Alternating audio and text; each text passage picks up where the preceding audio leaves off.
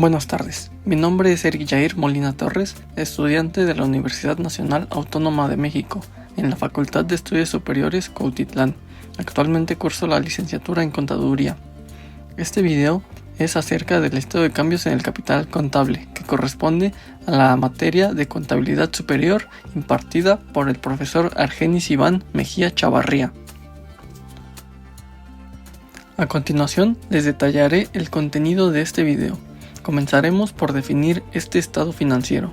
Posteriormente, explicaré cuáles son sus elementos para realizarlo, que involucra sus movimientos, reservas y resultados. Por último, explicaré el procedimiento paso a paso para realizarlo, así como un ejemplo del mismo. Estado de cambios en el capital contable. Este es un informe financiero que, como lo dice su nombre, muestra las variaciones en el capital de los accionistas de una empresa durante un periodo específico. Este estado refleja los movimientos en el capital, incluyendo aportaciones de socios, ganancias, pérdidas, dividendos, reservas y otros ajustes. Es esencial para entender cómo y por qué cambió el capital contable, proporcionando a los interesados una visión detallada de las decisiones financieras y los eventos que afectan la estructura del patrimonio de una empresa. Este estado financiero anteriormente era conocido como estado de variaciones en el capital contable. Sin embargo, en la actualidad, de acuerdo con las normas de información financiera, su nombre correcto es estado de cambios en el capital contable. Comúnmente lo podemos encontrar abreviado como ECCC. Y también se le conoce como el cuarto estado financiero. Esto es debido a que, como bien se sabe, las empresas están obligadas a presentar estados financieros. Los primeros son el balance general, el estado de resultados, la balanza de comprobación. Tenemos que el cuarto es el estado de cambios en el capital contable. Ahora les hablaré sobre los elementos que componen el estado de cambios en el capital contable. Primero tenemos los movimientos de los propietarios o accionistas. Estos reflejan las transacciones y decisiones que afectan directamente al capital contable de los accionistas o socios de una empresa. A continuación les explicaré los movimientos principales que pueden realizar los propietarios. También tenemos la asignación de reservas, que es cuando los propietarios pueden decidir destinar parte de las utilidades a reservas específicas, como la reserva legal o para contingencias. Aunque este movimiento no saca dinero de la empresa, afecta la estructura del capital contable, y los resultados integrales representan las ganancias o pérdidas que afectan el patrimonio de la empresa, pero que no provienen de su actividad operativa normal. Y estas, en lugar de reflejarse en la cuenta de resultados, como lo es con las utilidades netas, los resultados integrales se presentan en el estado de resultados integrales y posteriormente afectan el capital contable en el estado de cambios en el capital contable. Estos resultados ayudan a tener una visión más completa del rendimiento y de la situación financiera de la empresa. Ahora sí, comenzando con los movimientos de los propietarios, tenemos 4 de ellos. El primer movimiento son las aportaciones de capital. Estas son las inversiones que los propietarios o socios realizan en la empresa. Esto aumenta el capital social y en general se da al inicio o cuando la empresa necesita capital adicional. También tenemos los reembolsos de capital. Estos son las devoluciones de capital a los socios. Ocurren cuando los propietarios deciden retirar parte de su inversión, lo que disminuye el capital contable. También tenemos el decreto de dividendos. En estos, los propietarios pueden decidir repartir las utilidades generadas por la empresa en forma de dividendos. Esta distribución disminuye las utilidades retenidas y en consecuencia el capital contable. Y por último tenemos las capitalizaciones. Estas son un tipo de movimiento realizado por los propietarios que consiste en convertir utilidades retenidas, reservas o préstamos en capital social. En otras palabras, se trata de reinvertir dentro de la empresa recursos que ya estaban disponibles, aumentando el capital social sin requerir nuevas aportaciones externas de los socios. Posteriormente tenemos las reservas. Estas son fondos que una empresa retiene de sus utilidades para destinarlos a usos específicos o fortalecer su patrimonio. En México, las reservas cumplen distintos objetivos, desde cumplir con requerimientos legales hasta atender necesidades estratégicas de la empresa. Aquí tenemos 3 tipos de reservas que explicaré a detalle. Primero tenemos la reserva legal. Es una obligación que tienen las empresas mexicanas establecida en la Ley General de Sociedades Mercantiles. Esta reserva sirve como un fondo de protección que ayuda a absorber pérdidas en el futuro, ofreciendo mayor estabilidad financiera. Como requisito, estipula que las empresas deben destinar anualmente al menos el 5% de sus utilidades netas a esta reserva. Y como límite tenemos que la reserva legal debe acumularse hasta alcanzar el 20% del capital social de la empresa. Su propósito es que esta reserva sea obligatoria y no puede usarse libremente. Solo puede ser utilizada en caso de pérdidas significativas que afecten el capital social de la empresa. Esta obligación aplica principalmente a sociedades como las que son sociedades anónimas, y la reserva debe aparecer en el balance general como parte del capital contable. Tenemos también reservas voluntarias, que son fondos que la empresa decide establecer de manera discrecional, es decir, sin que exista una obligación legal.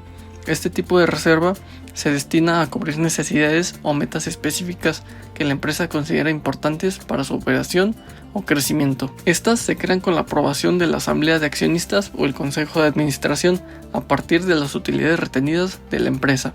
Las reservas voluntarias pueden destinarse a proyectos de expansión, investigación y desarrollo, adquisición de activos, pago de deudas o cualquier otra necesidad estratégica.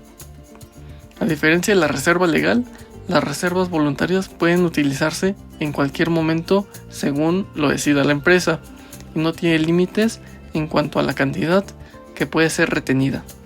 Las reservas voluntarias brindan flexibilidad financiera y ayudan a la empresa a enfrentar oportunidades o contingencias sin tener que depender de financiamiento externo. En tercer lugar, tenemos reservas especiales, que son fondos que se crean para propósitos muy específicos, normalmente asociados a ciertos riesgos o necesidades futuras.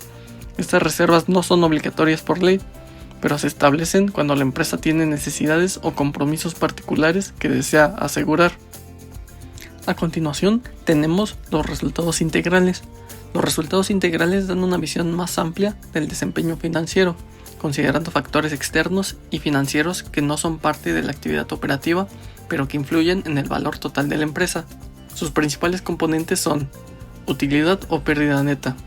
Este es el resultado principal de las operaciones de la empresa, calculado como los ingresos menos los costos y gastos operativos.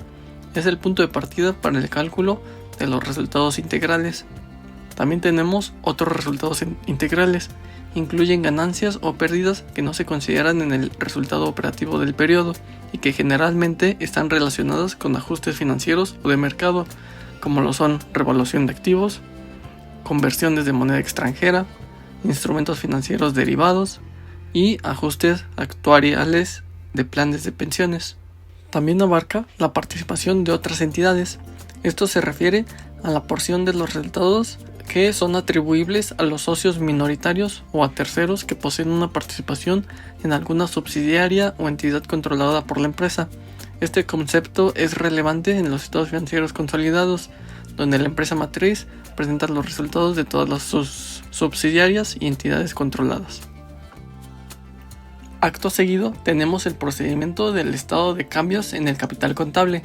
Como primer paso, tenemos que debemos registrar los saldos iniciales del año actual, es decir, los saldos finales del año anterior, y se comienza con los saldos de cada componente del capital contable, o sea, el capital social, utilidades retenidas, reservas, entre otros. Todo esto al inicio del periodo. Estos saldos suelen extraerse del balance general del periodo anterior. Como paso 2, tenemos que debemos aplicar la utilidad del año anterior, o sea, incorporar los resultados del ejercicio. En este se añade o la utilidad o la pérdida neta obtenida durante el periodo. Este monto proviene del estado de resultados. Después, como tercer paso, debemos registrar los acuerdos de los socios. Estos son los ajustes que se realizaron de acuerdo con los movimientos que realizaron los propietarios. Pueden ser aportaciones de capital, si hubo aumentos de capital por parte de socios, pues ahí debemos registrarlos. También pueden ser retiros de capital si los socios decidieron retirar parte de su inversión. O distribución de dividendos, por ejemplo. Se registran los dividendos decretados y pagados que reducen las utilidades retenidas. Y también la capitalización de utilidades y reservas. Si se decidió aumentar el capital social con utilidades retenidas o reservas, pues registrarlo como una transferencia. Como cuarto paso, debemos registrar la utilidad del año actual, al igual que se registró en el paso 2, pero esta vez es del año actual. Vamos a añadir si hubo utilidad o pérdida neta obtenida durante este periodo. Y también este monto va a provenir de nuestro estado de resultados de este año. Como quinto paso, vamos a obtener los saldos al final del año actual. Para ello, vamos a determinar el saldo final del capital contable, calculando el saldo final sumando todos los cambios registrados en cada componente del capital contable. El resultado final representa el nuevo valor total del capital contable al cierre del periodo. Muy bien, ahora procederé a explicar a detalle una práctica ejemplo de cómo es la elaboración del estado de cambios en el capital contable.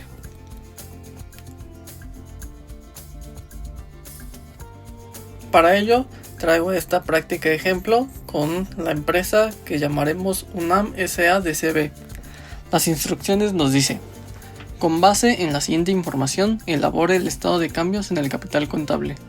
Nos presenta el balance general al 31 de diciembre del 2017, donde tenemos que el activo es nuestro efectivo con una cantidad de 752,000 pesos. Ese es todo nuestro activo, entonces la suma total del activo es 752,000 pesos.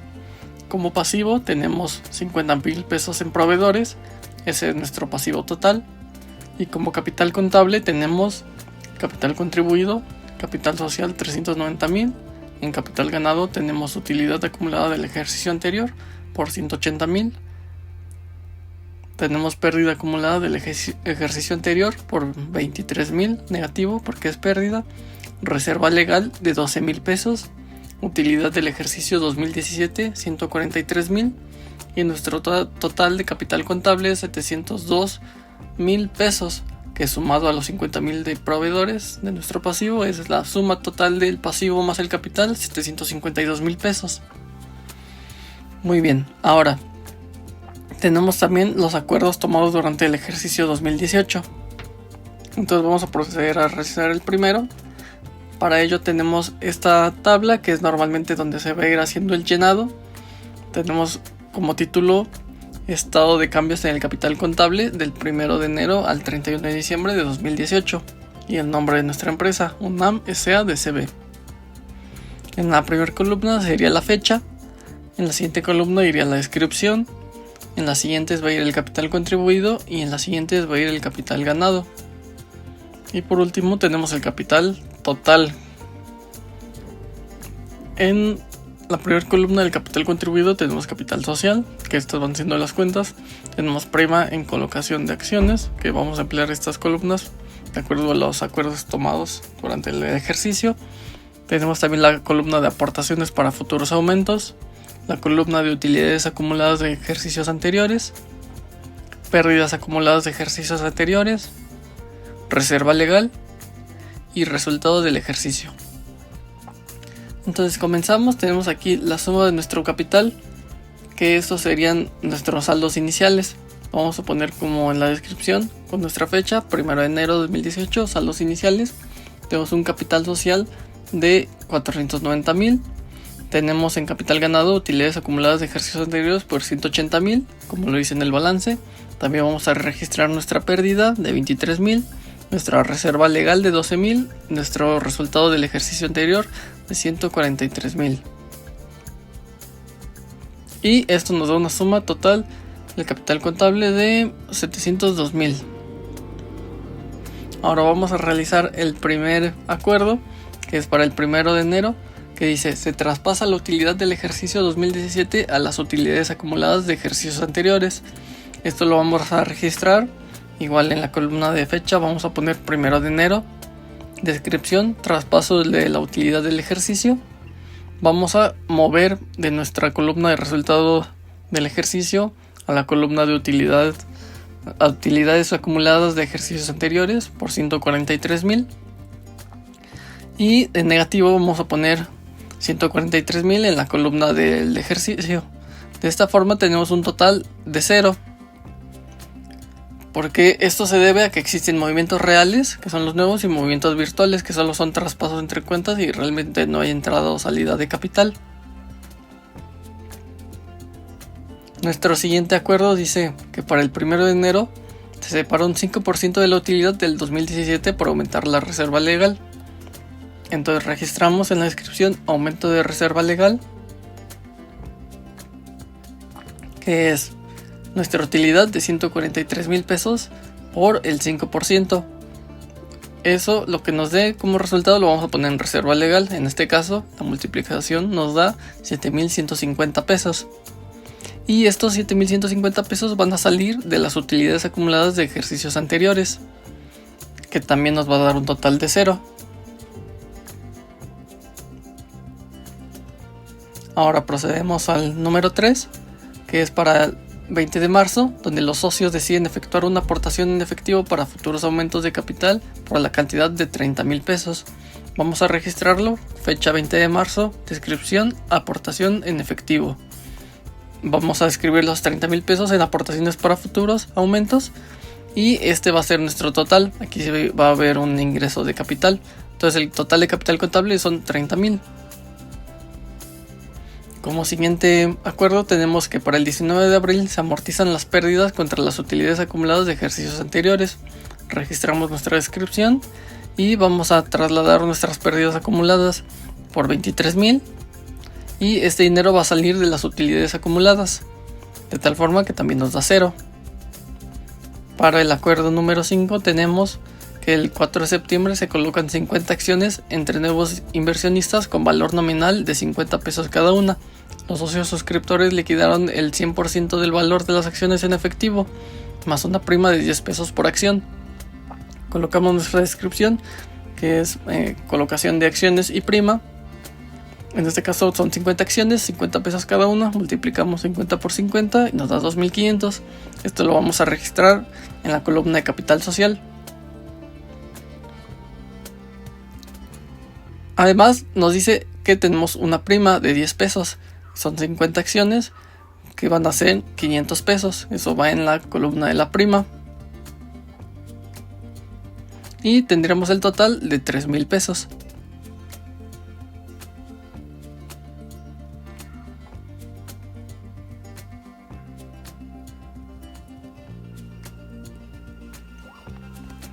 Como sexto acuerdo tenemos que para el 23 de octubre se reparten dividendos en efectivo por 28,000 pesos. Registramos la descripción de que reparten dividendos en efectivo. Esto va a salir de las utilidades acumuladas menos 28,000 y aquí sería una disminución de 28,000 en el total. Para el número 7 tenemos que el 18 de diciembre se reparten dividendos en acciones por 15,800, es decir que salen de utilidades y se reinvierten en el capital. Registramos nuestra fecha y nuestra descripción y lo sacamos de utilidades acumuladas y lo agregamos a capital social, de tal forma que también nos da 0. Como último acuerdo tenemos que para el 31 de diciembre se registra la pérdida de 2018 por 15,000 pesos. Escribimos la pérdida de 2018 en nuestra descripción con nuestra fecha 31 de diciembre y esto saldría del resultado del ejercicio anterior con una disminución de 15,000 pesos.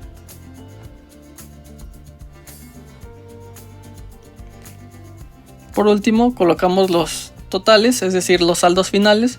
Vamos a sumar cada columna, donde para capital social vamos a tener 408,300 pesos, para prima en colocación de acciones 500 pesos, aportaciones para futuros aumentos 30,000 pesos, utilidades acumuladas de ejercicios anteriores 249,050 pesos, en pérdidas acumuladas nos va a quedar en ceros, en reserva legal vamos a tener 19,150 pesos, en resultado del ejercicio vamos a tener menos 15,000 pesos y en total de capital contable tendremos 192,000 pesos. De esta forma nos cuadraría todo y tenemos completada esta práctica, donde podemos ver que nos da una suma total sumando todas nuestras cantidades y de esta forma cuadra. Ese sería un ejemplo de cómo se realiza una práctica de estados de cambios en el capital contable. Muchas gracias.